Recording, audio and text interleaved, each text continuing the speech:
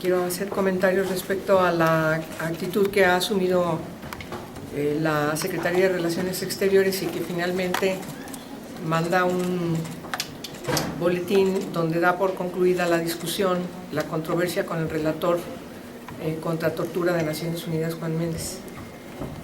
Creo que es lamentable que se haya iniciado esta controversia de manera ficciosa, lastimando al señor relator y sobre todo dejando un precedente muy grave por parte de nuestro país en las relaciones que derivan de compromisos vinculantes con el derecho internacional de los derechos humanos. De manera particular es el caso de la Organización de Naciones Unidas y los tratados internacionales que nos obligan como Estado mexicano a cumplir con cada uno de sus preceptos y también con los mecanismos que derivan de estas convenciones.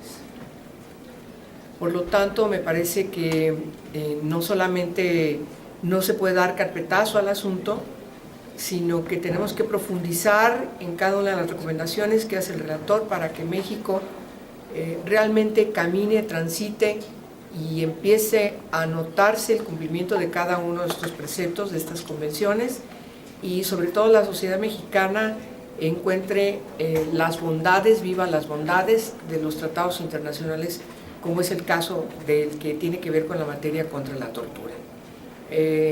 Debemos pensar que el país debe transitar, si es un país definido como un país democrático, debe transitar en el cumplimiento de estas obligaciones vinculantes con el derecho internacional, y de manera muy concreta y particular llamo la atención a que nos pongamos a trabajar ya en la redacción del artículo 73, fracción 21, para que podamos iniciar las discusiones formales que nos lleven al dictamen de la Ley General contra la Tortura.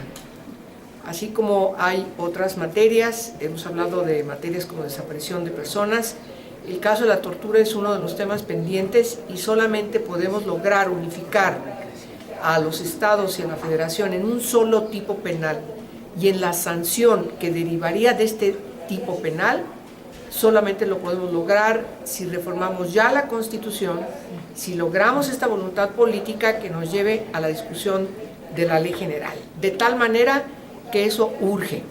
Es ni más ni menos, si me permiten decirlo con puntualidad, el primer paso para empezar a cumplir con las recomendaciones que el señor relator Juan Méndez le ha hecho a México. 2. Nos parece que también es inaceptable que ahora se quiera archivar un episodio que inició la propia Secretaría de Relaciones Exteriores. Hay asuntos que no se pueden ocultar, no se pueden plantear borrón y cuenta nueva, sobre todo cuando el propio señor relator especificó en una carta formal al embajador de México ante Naciones Unidas de que recibió presión para cambiar los contenidos de sus recomendaciones. Me parece que eso es muy grave, es un precedente que necesitamos discutir, conocer y en todo caso que quienes son responsables asuman las consecuencias para corregir este tipo de situaciones.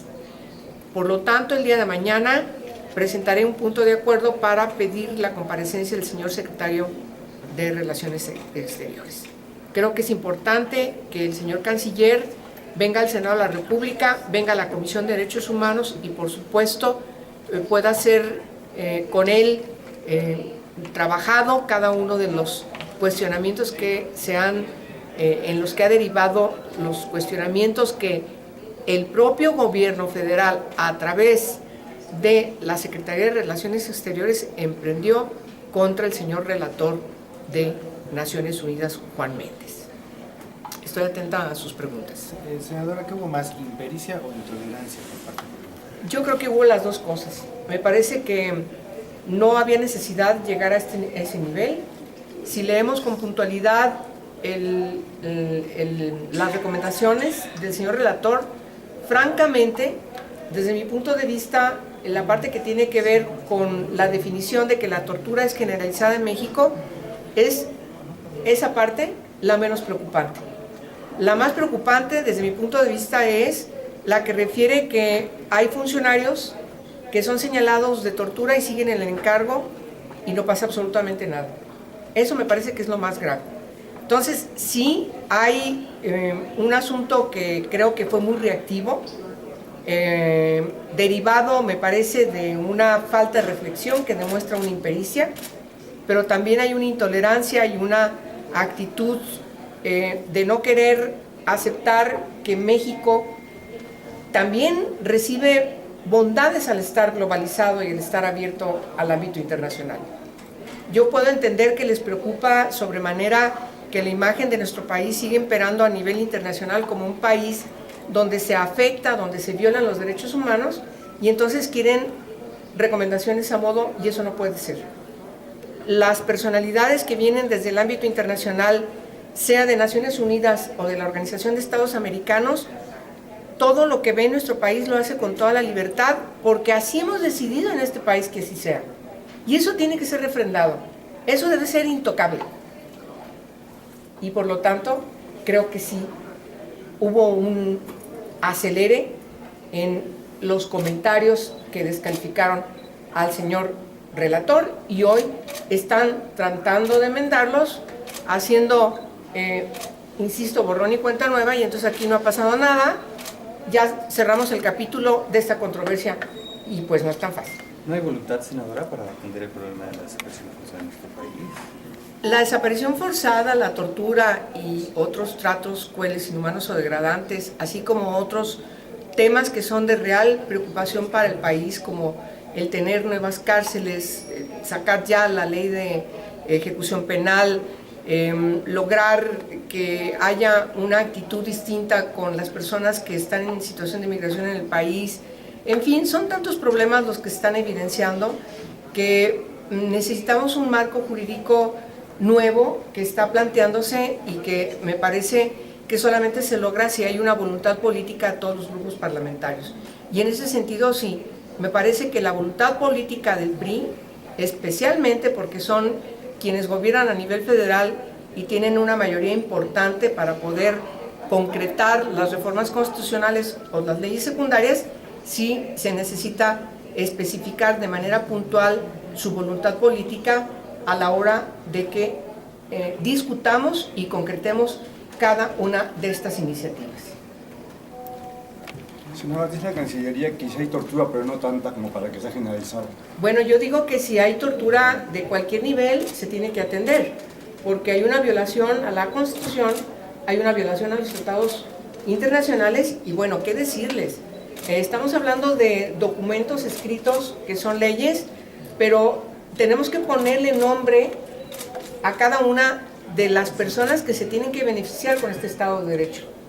Y son personas de carne y hueso, son personas que sobreviven todos los días. Yo les pregunto aquí a ustedes, ¿conocen un caso de tortura de su familia? ¿O porque le haya pasado a alguien en su trabajo? ¿O su vecino? ¿Algún familiar?